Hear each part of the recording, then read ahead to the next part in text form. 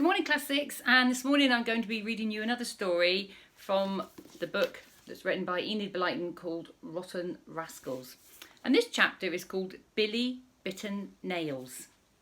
So I wonder if it's about somebody that bites their nails. Billy Brown had such a funny name at school. He was called Billy Bitten Nails. I expect you can guess why. He bit his nails very badly and they looked dreadfully ugly. His mother asked him not to bite them. His teacher told him how horrid they looked. His friends laughed at him and said his nails must taste nice because he always seemed to be eating them. But nothing that anyone said made any difference to Billy Bitten Nails. He just went on biting them. Now, one day, Billy did a good turn for the pixies. He happened to be going through the woods when he heard somebody making such a fuss. "Look at that!" cried a little high voice, "right up in the tree, where I can't possibly reach it. It's too bad of the goblins to play a trick like that on me. I can't possibly get it again. It's much too high in the tree." Then Billy heard other little voices, and he peeped around the tree to see what all the fuss was about. And, to his great surprise, he saw 3 small pixies looking up into the prickly holly tree. "Hello," said Billy. "What's the matter? What is up in the tree?" "My best hat," said one of the pixies. "The goblins came along a few minutes ago, snatched my hat off my head and threw it up into the tree. I can't get it because it's too high up and the tree is terribly prickly." "Well, I'll get it for you," said Billy, picking up a stone. "I can aim very well. I'll knock your hat out of the tree in a twinkling. Stand away or the stone may hit you."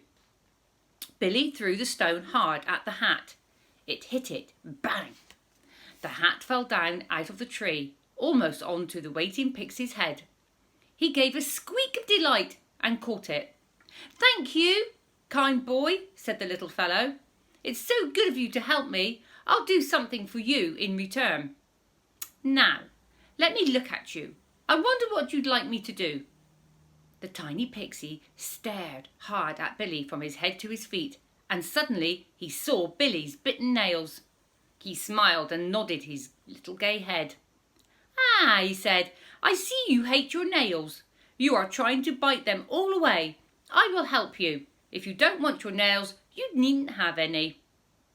Before Billy could say anything, the little pixie touched all his nails, one after the other, with his own tiny fingers. As he touched them, he said such a magical word that Billy trembled.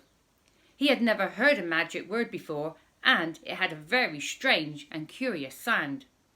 "There you are," cried the pixie in delight. "You won't have to bite your nails away any more. They are gone." Billy looked down at his hands, and how he stared. All his nails were gone. Yes, really. His fingers were very queer looking indeed.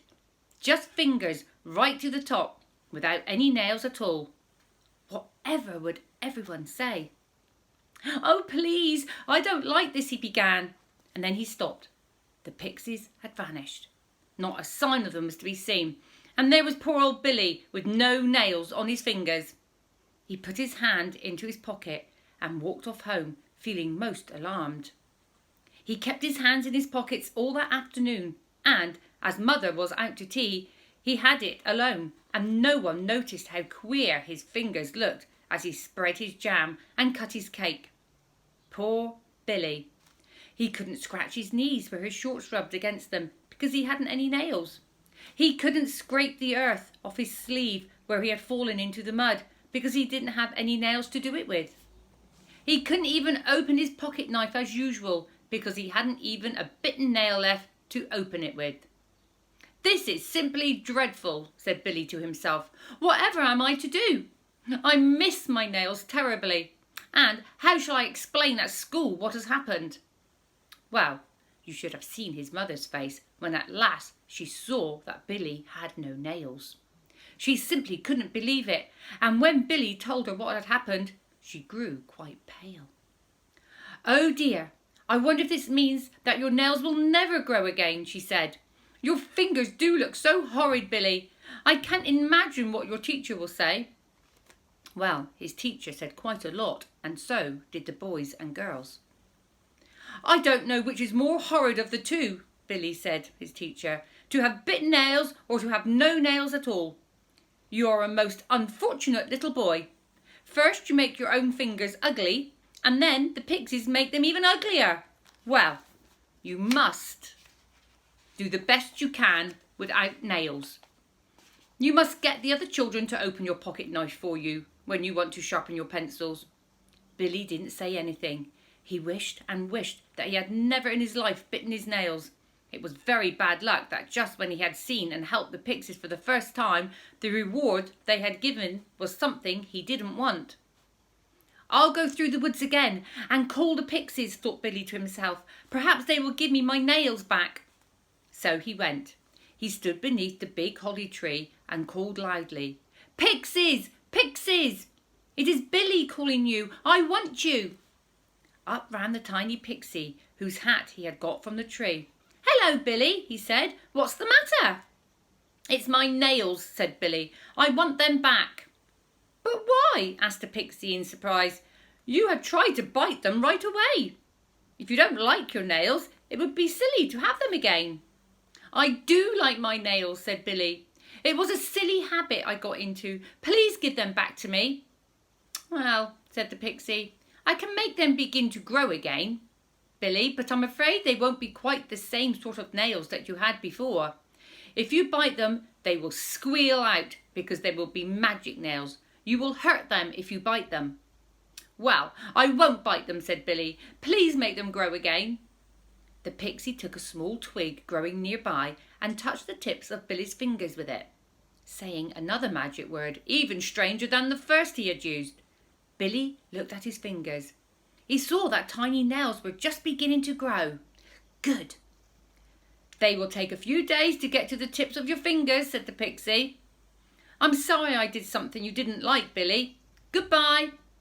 He disappeared, and Billy went home, feeling very glad to have his nails growing again. It was wonderful to see them grow. In a week's time, they were almost at the top of his fingers. Billy was pleased. And then, in school one morning, Billy quite forgot and began to nibble the finger on the first nail on his right hand. And what do you suppose happened? What do you think happened? Can you remember what the pixie said if he bit his nails? The nail squealed out.